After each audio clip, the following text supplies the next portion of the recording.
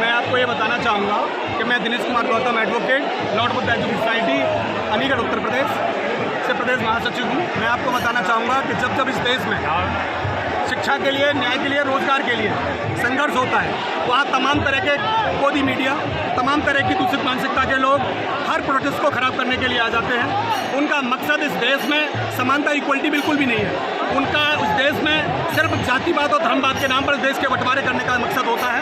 वो हर अच्छी चीज़ में कमियां निकालते हैं, क्योंकि इस देश में विचार की कीमत नहीं है, इस देश में जाति की कीमत बना दी है लोगों ने।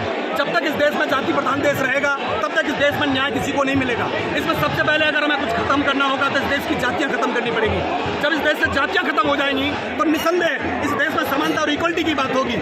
आज सोनम वांगचुक जी जो 21 दिन से जो अनशन में बैठे हुए थे, इस देश में पहले भी प्रोटेस्ट हुए, लेकिन उनको कल मोदी सरकार के गुंडे जो पुलिस के रूप में आए थे, उन्हें किडनैप करके ले गए, अरेस्ट किया गया उनको।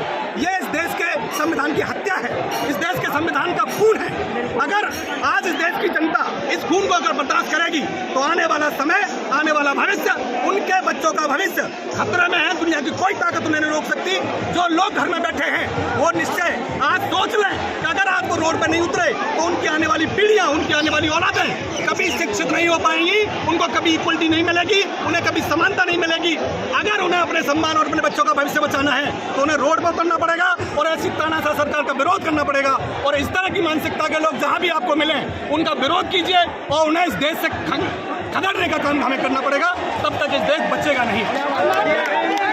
इमरजेंसी है, जिस तरीके से सोनम वांगचुक को लेकर के और आंदोलन को दबाने की पूरी कोशिश की जा रही है, अनडिक्लेयर्ड इमरजेंसी इस समय देश में चल रही है, आपको लगता है? बिल्कुल, इस देश में इस समय संविधान नहीं चल रहा है, इस देश में दूसरी व्यवस्था चल रही है। इस देश में इमरजेंसी है और इस देश में इस समय मेरा अपना मानना है कि इस देश में राष्ट्रपति शासन लगना चाहिए, क्योंकि इस देश में बैठे हुए चाहे वो प्रधानमंत्री हो, गृह मंत्री हो या इस देश की तमाम व्यवस्था के तमाम पदों के मंत्री हो, वो इस सरकार को चलाने में पूरी तरह विफल है। इसलिए इस देश में राष्ट्रपति शासन लागू होना चाहिए।